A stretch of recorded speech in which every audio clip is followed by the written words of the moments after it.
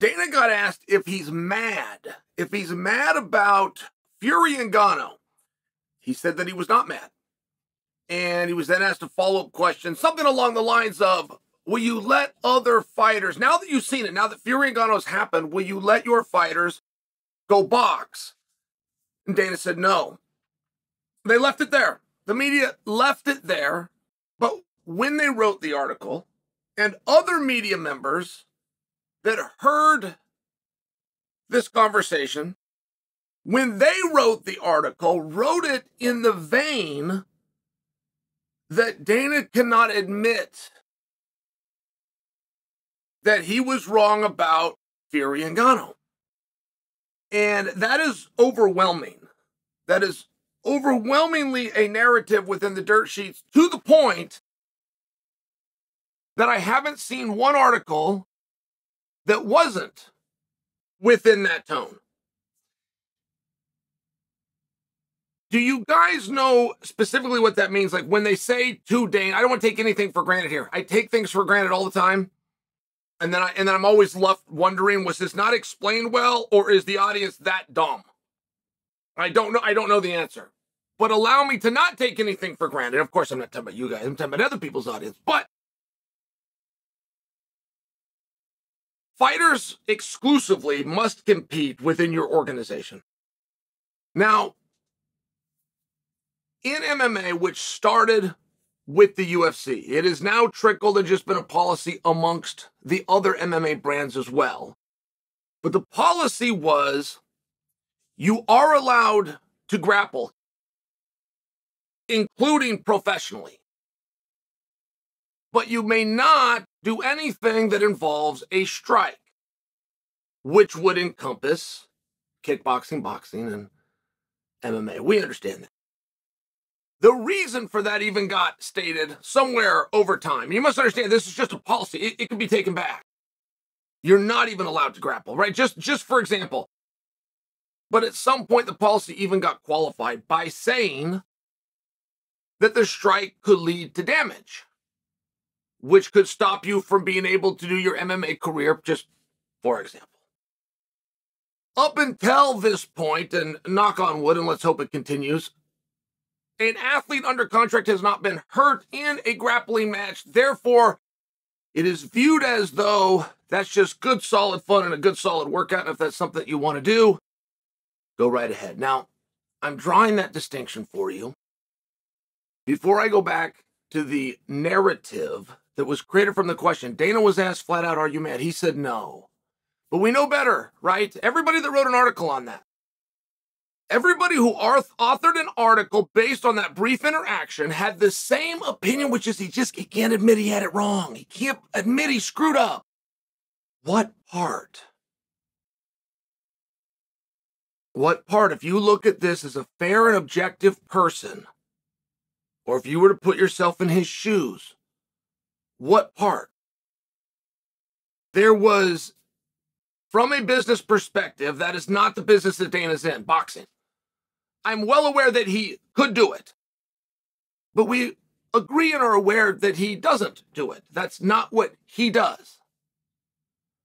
So from a business perspective of attempting to take something to the market where your profits will exceed your expenditures so that you can stay in business, from that perspective, what is it about Fury and Ngannou that you think, Dana, if he had a crystal ball and could switch seats with somebody right now, knowing what he knows now, what part of that match makes you think he would elect that and switch seats? There is no doubt that that match was more competitive than anything our community imagined. There was no doubt that it was more competitive than the boxing community imagined. I'm not convinced, there isn't even no doubt, that it was more competitive than Francis's cornermen and trainers believed it was going to be. The celebration that they had on their face, including after the decision was read, I believe that he overperformed. As much praise as I can put on that performance. You got to understand, we haven't spent the week after an event ever since we've been together for 7 years, guys. We have not spent the week after an event praising the guy who got beat. We've never done this before. So it's a very unique situation. And after we saw the competitiveness of that, mixed with some controversy, mixed with Nate Diaz's very famous statement that the most important part of the fight is the high point of the fight. Whoever had the highest spot in the fight should be looked at. Now, whether that's how the unified rules look at it or not, I think Nate brings a very fair point, and that all went to Francis. This is without question. There is massive amount of articles out there talking about what will Francis do next. There are promoters coming out and talking about different ideas for Francis. Francis lost. There are no promoters out there talking about what Fury will do next. Just to compare it, like, this is how unique this situation is. In my lifetime, I have never covered or lived through a sporting event that was more discussed, commanded more headlines, got more conversation after the event than it did before it. I'm told the Miracle on Ice hockey game was that way. And they even went on and made a movie about it. I'm told that, but I didn't observe it. I was told that. So, as high of praise, but I'm still left with the same question. Why did the competitiveness of that match and the surprise competitiveness of that match and the decision and the surprise decision and the knockdown and the surprise knockdown, why did the competitiveness of any nature change Dana White's decision or view of this from the business standpoint, which is the only standpoint that he was looking at it from? It's what a contract dispute is about.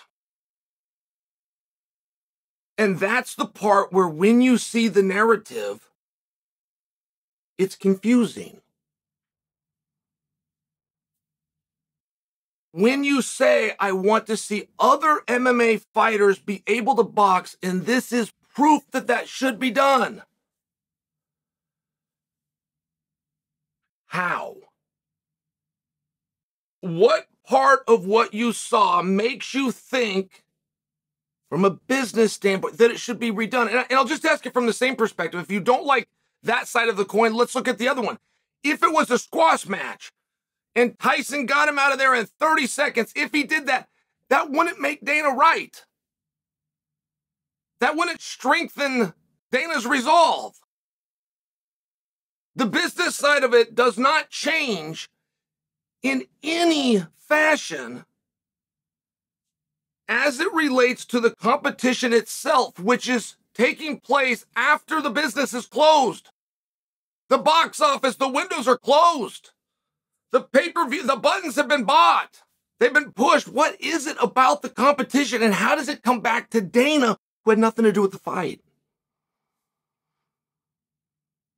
I would like to have that answer, because this doesn't seem to be dying down. And the fact that a reporter asked him this face-to-face, right? It's very relevant, because only so many people get in the room for that.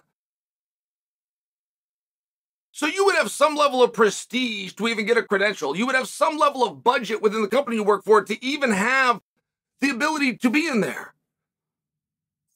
I don't begrudge the question or that it was asked at all. I'm confused by the narrative that would insinuate, hopefully Dana has learned his lesson. Hopefully he has learned better. That's the part where I'm just at, how and why? Why do you think he would switch seats and want to be the guy that lost a small fortune on this? I'm confused by that. What is it about a guy under contract, regardless of how competitive a match was, that loses, that you think would be more valuable? And one of the most interesting things, and it's interesting as it pertains to Dana, is the narrative of the mistake that he made and hopefully the lesson that he learned. And the match that you want to see more than any boxing match right now is Francis versus Fury. You want to see that more than you want to see Wilder Fury 3, or you want to see Fury versus Usyk? You want to see that more than any fight. You'd watch that tonight. Oh my God, you'd be so excited, right? Fury versus Francis going to be tonight. How exciting, right? You truly believe that. Unless I tell you your other option. You think, Chael, don't even say it. There's no boxing match I want to see more than Ngannou versus Fury. You say that unless I tell you your other option, which is Fury versus Jon Jones. If you had to choose between the rematch or a fresh match of Jones versus Fury, that's the one that you would take. For multiple reasons. Of comparison, of comparatively. Jones sure beat Surreal a lot easier than Francis beat Surreal, but this is striking and this is power, and Fury search and destroy. You'd have all these breakdowns, but that's still the match that you would want to see. And the fact that that's the match that you want to see, and the great evil Dana White, who somehow has a hand in an event with an athlete that hasn't collected a paycheck from him for 1 year and 9 months and 3 weeks. It's a very confusing narrative. And when you talk about a potential lesson learned, you're talking about a potential lesson learned by the very guy that holds the cards to the boxing match you would rather see. You would rather see Jones versus Tyson. Yeah, you would. Sure you would. And you'd rather see Ngannou versus Jones than any MMA fight you can see. And the guy that holds the card that supposedly learned a lesson that isn't telling you the truth isn't looking to book either one of those matches. So perhaps instead of thinking that the straight talker is somehow slighting you, perhaps you should look at the evidence and realize when Dana tells you, I don't care, he's telling you the truth.